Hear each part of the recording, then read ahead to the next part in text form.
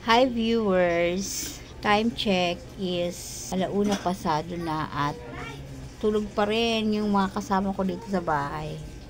Ang gising lang ay yung dalawang bata, yung mga anak ni Deb, yung dalawang babae.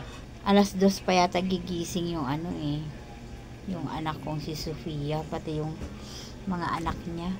Ngayon po ay katatapos lang ng bagyo na si Nando.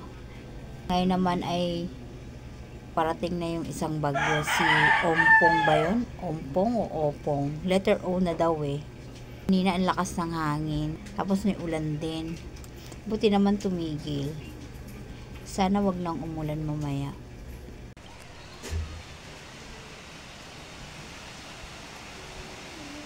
Ayan, makulimlim na naman oh.